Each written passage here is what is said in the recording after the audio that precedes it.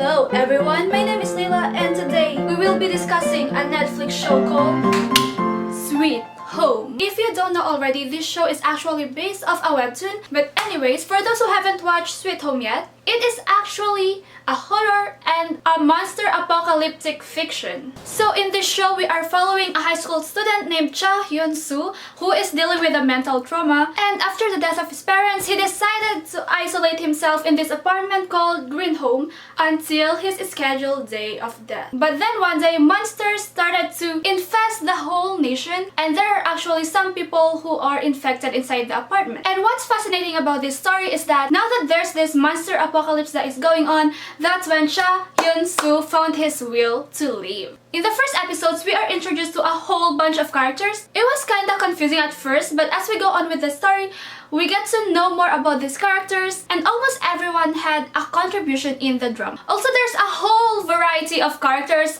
from kids to teens to adults, even to elderly people. Each of them has different background stories, different careers, different habits that actually contributed to their survival. Even all the monsters are unique because they turn into different kinds of monsters depending on their greatest desire in life. For example, there's this protein monster who probably desired to have a good, strong body.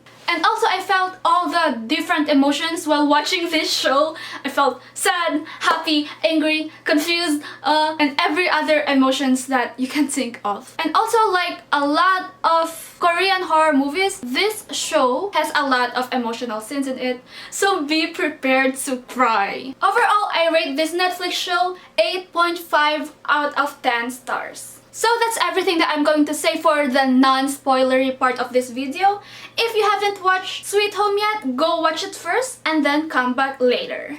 Before starting the spoilery discussion, I would just like to remind you to please avoid looking at the comments section just in case there are spoilery comments in there, okay? I warned you. Now, bye! So to start off, where do you think did the infection came from? I mean, we all know that they become monsters because of their greatest desire, but like, what exactly is the reason that your greatest desire can turn you into a monster? There must be something that is going on in there, you know? I feel like it was actually some sort of experiment that can make human more logical rather than emotional, but then it all went wrong. At least that's what I think. Now, let's talk about Cha Hyun-soo. I feel so sad for him because he used to be a bright and lively child. But then, just because he tried to help this one dude, he became a bully victim. And then, his family weren't even giving him the right support that he needs. Then, he just became lonely and isolated.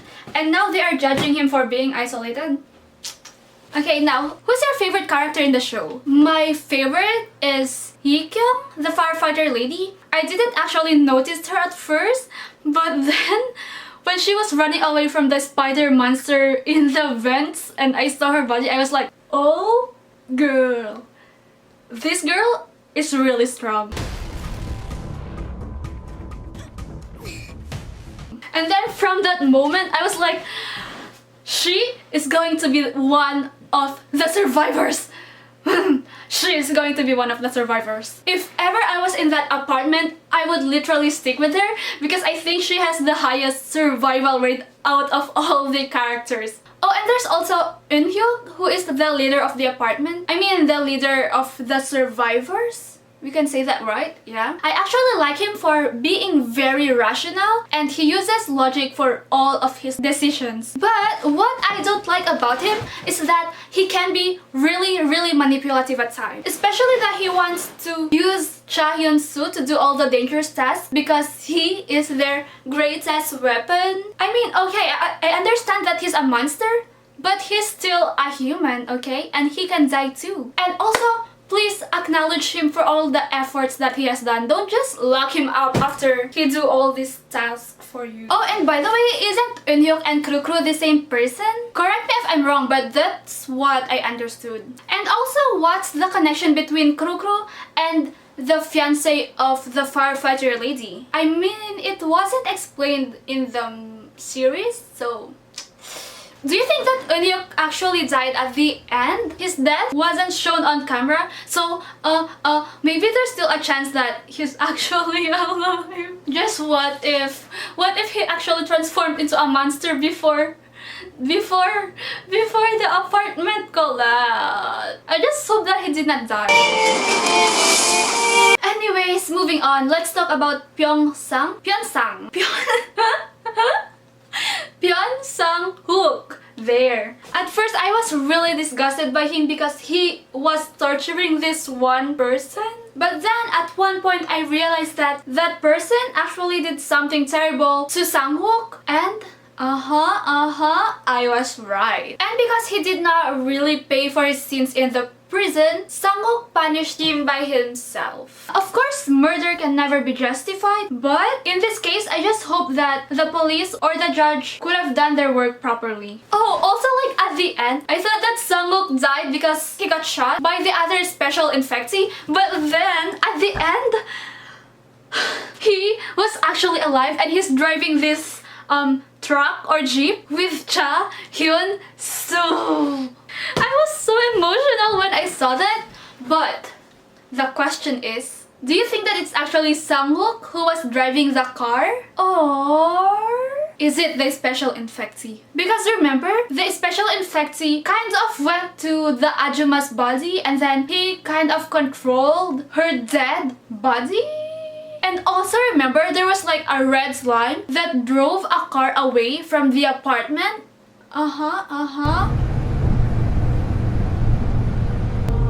오랜만이야? And oh, speaking of the special infectee, at first I was actually happy that Hyun-soo finally has someone who can relate to him because they're kind of in the same situation, right? And honestly, I was debating whether Hyun-soo should live with Im-young because since even though they decide not to hurt human, there might be no human who won't hurt them. So... But then at the same time, the survivors are depending on Cha Hyun-soo to survive. Actually, I like Im-young at first, but then he started to act irrational and then he started to be unpredictable. Now, what is your favorite scene? Mine is when they were going out to get some food, but then the protein monster crashed their car not even a second after they went out. And then the old veteran was going to sacrifice himself. And then a fire truck pushed the protein monster. I was cheering for the firefighter lady so much. Like literally, what would they do without her? And then Yi-kyung was fighting the protein monster with her truck. And then she pushed him on the cliff. And then I thought that she was gonna fall down too. But thankfully she didn't.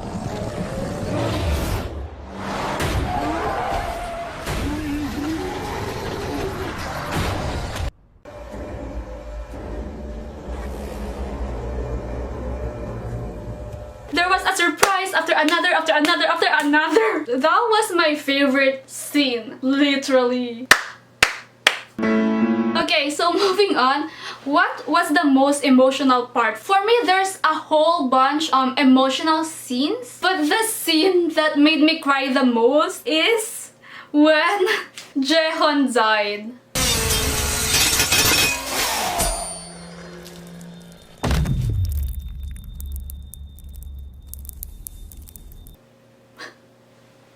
He was literally fighting this janitor dude with only one hand because one of his hands was injured. I really thought that it was a really unfair fight. And then this janitor monster has the most disgusting face that I've seen in my life. His face literally looks like it's made of bees and flies. But anyways, as I was saying, it was really an unfair fight and I couldn't process the fact that his arm got ripped out of his body. It was really so sad. And also, I thought that even if he survived, he wouldn't really live a happy life because he won't be able to do the thing that he loves the most anymore. I was so upset that people were just standing there and watching him suffer. Like, bro, just throw that bottle! Just throw that bottle at the monster and let him burn off. Like, what's so hard about it? You know when they threw the bottle? When Jaehyun was already dying, in the elevator with the janitor monster. Nice timing, huh? You all should have done that way earlier. Sorry for that. I'm just so upset. So sad and upset with that scene. I really cried a lot in that scene. So, but anyways, it was so sad that the time when he confessed to Jisoo was the last time that he actually talked to her. But moving on, another most emotional scene for me is when Cha Hyun-soo couldn't control himself, and then Han Do-shik went to hug him, and then he was trying to comfort Cha Hyun-soo. And then when Cha Hyun-soo finally calmed down, it was just too late because Han Do-shik has like all these wounds in his body, and he just he died.